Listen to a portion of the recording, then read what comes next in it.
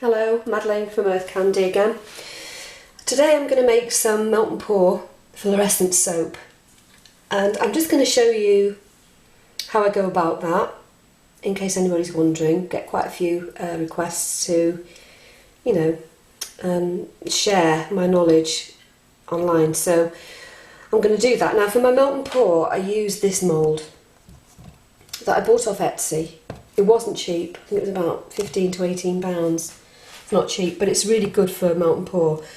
I like to do a different shape soap melt and pour from the cold process. So my cold process is kind of low fat and squat, but the melt and pour is thinner and longer, and it gives you a good scope for doing layers when you've got a long thin soap.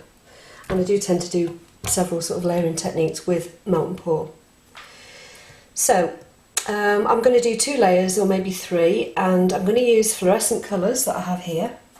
I've got fluorescent pink, I don't know if you can see how bright that is, fluorescent yellow and orange.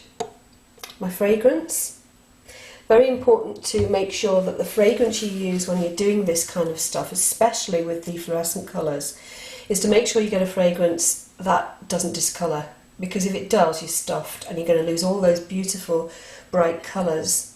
You're going to end up with a really muddy concoction, so anything with vanilla in it is a big no-no. Check with your supplier, make sure it doesn't discolour. Even if it goes, slight discoloration can ruin the look of a fluorescent soap. And then very important is the spray that I use for the alcohol that will help to keep your layers together. There's the soap. Another tip for you, when I first started making melt and pour, I used to buy opaque and clear soap.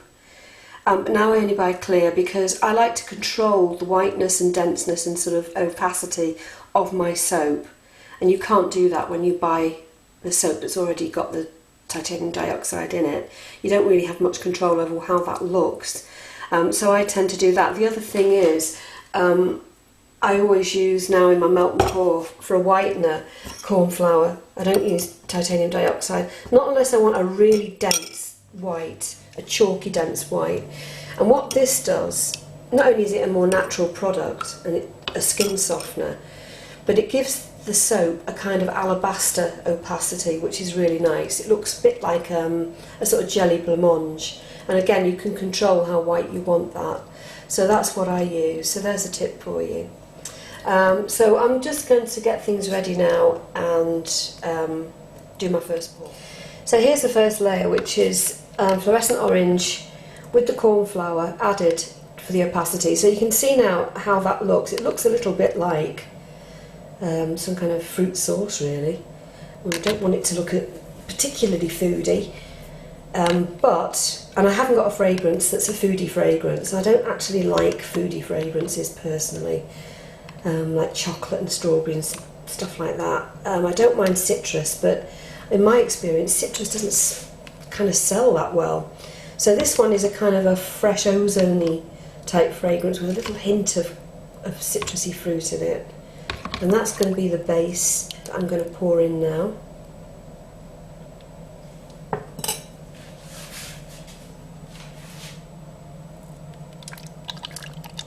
Just goes in.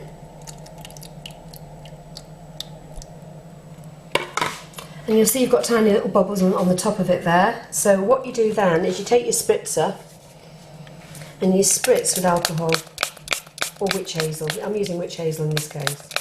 You get a really good spritz, and that will help to eliminate a lot of the bubbles on the top and also provide a key for your next layer. Okay, so you're going to let this set at room temperature. Don't be tempted to put it in the fridge, whatever you do. If you put your layers in the fridge, they'll all separate. You have to let it set naturally at room temperature. You will find sometimes they bow out these moulds, which is a bit of a nightmare. So what you do is just kind of like what I do is I put it against the wall like that, and then I use my chopping board like that, just to sort of push it up and keep it straight so it's not bowing out too much. That's it. let that set at room temperature, and when it's kind of firmish, it doesn't have to be solid all the way through, but quite firm, then you're going to pour on your very hot second layer. So I'll show you how to do that later. So now I've poured my cerise fluorescent pink into the clear melt and pour here, and I'm going to pour it into this little device which I have showed you about in previous YouTube tutorials. It has a spout that sort of starts at the bottom of the pot, and what this does with melt and pour is great. It just eliminates all the scum that you get on the top when you pour out your melt and pour. You know, you sort of pour it out and you get these scummy bits and the bubbles and everything, and this kind of seems to eliminate it. I don't know whether I might have just put a bit too much in there, bear with me because I'm trying to multitask here. Let's move this away. This is set now. As you can see, that's set. Okay, so we're going to pour this on top here really slowly. I think I might have put a bit too much in, you know. I think it's going to just cock it all up. But anyway, we'll give it a go. So we'll pour it really slowly, and what happens is it pours out, as you can see, onto the surface, but it leaves behind the bubbles and the scum on the top. So you get a nice smooth, clear, extra clear finish in theory. I think I may well have just put a bit too much in the jug. But anyway, because I've created a few bubbles there. But you get the idea. So what I've done here, and I haven't been able to show you that because again I can't sort of do two things at the same time with my hands, and I had to use two hands to do this. I've put little slivers or thick slivers of lime green clear soap at an angle, sort of on a diagonal here, and place them in the mix. And this, hopefully when you cut it on certain of the slices, you'll get a little streak of lime green going through it, which gives it a bit of texture and is something a bit interesting, I think. So it'll be interesting to see how that turns out. I will be cutting these bits off at the top. I'm just going to let that set for now, and then I'm going to cut those off and put on a white topping. So I'll show you that process next. So here we have the green rods that I've put in before, cut off just above the surface there. This is set nice and hard. And I'm going to put the topping on.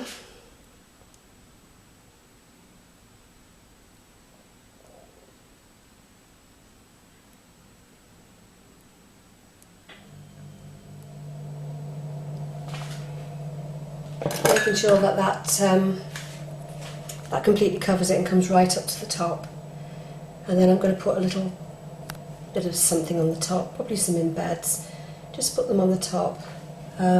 Need to cut them and just place them on. I'll do that in a sec. And here's the finished product. So I've put little fluorescent pink swirls,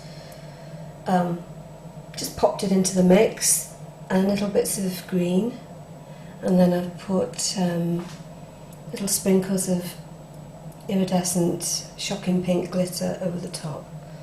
Well, it should be quite interesting when it's finished. I'll be slicing this in about 2 hours, so I'll film that again. And here's the final result. Looks really good. I'm really pleased with it. Beautiful colour, so juicy looking. It's a wonderful thing about melt and pour. It just has that capacity to just look so colourful. So I'm going to cut this in a sec. So I'm just cutting it now. Best way to cut melt and pour is with a knife, I find. Tried it with a cheese wire and it just won't play at all. I think it's just too dense, completely different texture.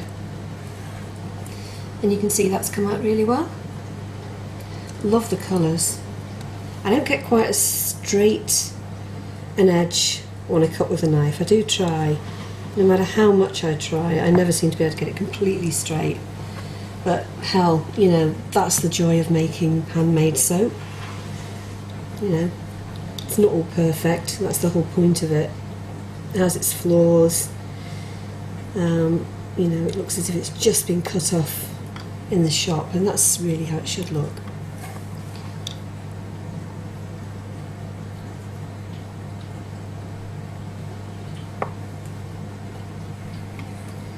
I'm just loving the look of this. This is fabulous. Beautiful, beautiful colour.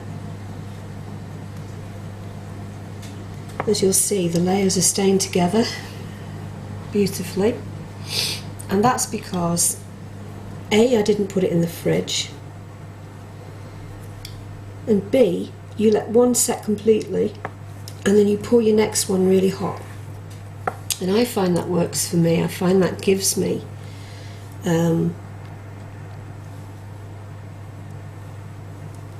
it gives me the sticking power, and also you spritz in between the layers with witch hazel or alcohol. There you go. Now the fragrance on this particular concoction is extremely strong.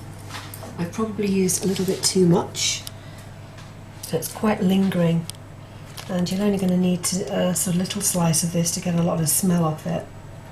But you can see it is absolutely beautiful. What a fantastic set of colours. I don't know what I'm going to call this yet, but it's going to be a Christmassy soap.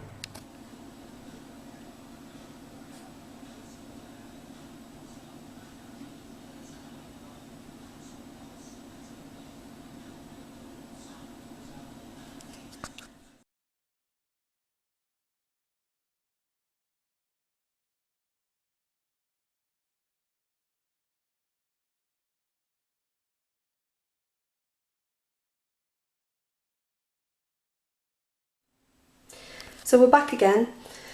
Now I've mixed my cerise, sort of like fluorescent pink in the jug here with the clear. And now I'm going to pour it into this container. This is a real great little device for melt and pour. I have done a workshop, oh, it's